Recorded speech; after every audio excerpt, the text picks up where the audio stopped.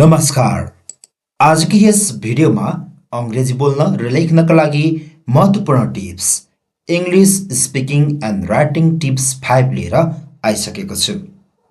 आजको यस भिडियोमा हामी म नआएसम्म तिमी नजाऊ, तिमीले नभनेसम्म मलाई थाहा थिएन, काम पूरा नगरेसम्म तिमी घर जान पाउँदैनौ, प्रयास नगरेसम्म तिमीले कहिल्यै सफलता पाउने छैनौ जस्ता कुराहरू अंग्रेजीमा बोल्न र लेख्न सिक्नेछौँ।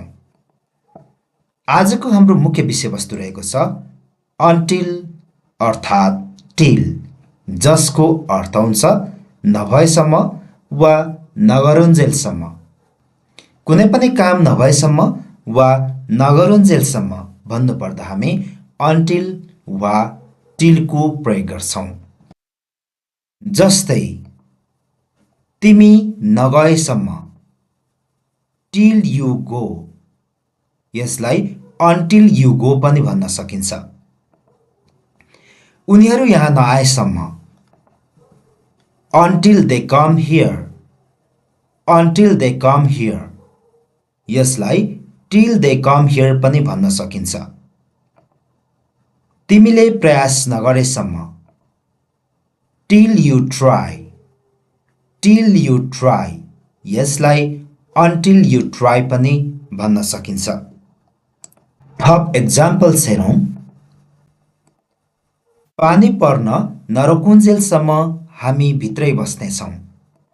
We will stay inside until it stops raining.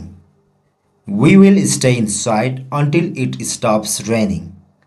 यसलाई until it stops raining, we will stay inside पनि भन्न सकिन्छ। We will stay inside until it stops raining. अर्को हेरौँ।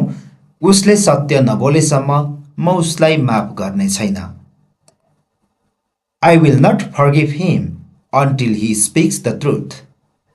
I will not forgive him until he speaks the truth. यसलाई until he speaks the truth, I will not forgive him पनि भन्न सकिन्छ।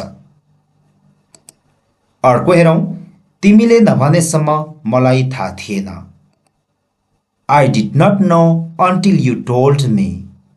I did not know until you told me. यसलाई until you told me, I did not know पनि भन्न सकिन्छ। अर्को हेरौँ। काम नसकेसम्म तिमी घर जान सक्दैनौ। You cannot go home until you finish the work. You cannot go home until you finish the work. यसलाई until you finish the work, you cannot go home पनि भन्न सकिन्छ। अर्को हेरौँ।